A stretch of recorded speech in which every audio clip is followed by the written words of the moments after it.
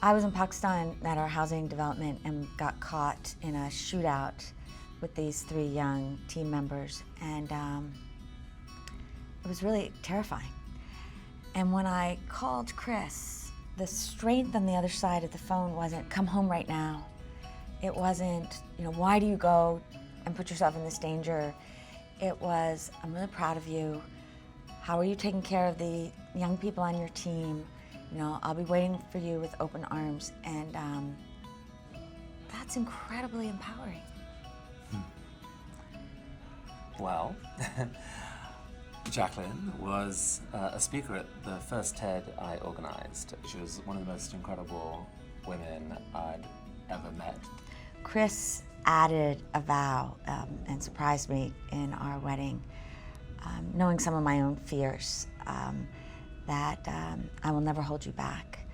And I think that really meant that our marriage would be forged on this idea that if we spent our lives just staring at each other, both we and the world would lose. And we had to look out at how we would change the world individually and together.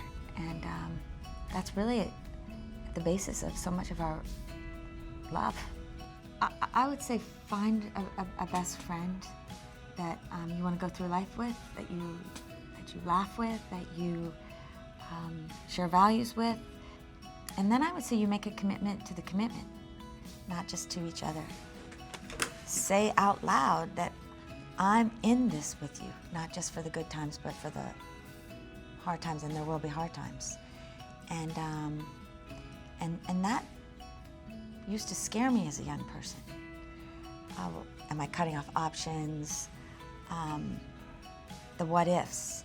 But what I would beseech young people today is to realize that you make that commitment in a real way and it sets you free. And that sounds so counterintuitive, but it allows you to fly. We are passionately interested in each other's work, and so it's not the same sort of direct tension that a lot of couples feel between, if you are working, then you are not paying attention to me and I feel lonely and miserable as a result. It's more like, if you are working, what are you working on? That's so interesting, I'm proud of you. There's also that kind of joy in allowing each other that space as well. Absolutely, absolutely. And that matters. It matters a lot. That we don't always have to be doing the same thing at the same time. Let's not give that impression. And the other thing is just knowing that you've got a correction mechanism, you can talk to each other in the ugly, uncomfortable moments. That really matters, because those are bound to come. I think it's important to protect each other's solitude. Like, we'll have a weekend together and we'll hardly talk, but it will be so intimate and kind of soothing, peaceful. It's like talk all week, constantly out there, pushing, fighting, and then there's a refuge. And maybe that's it, make each other a refuge.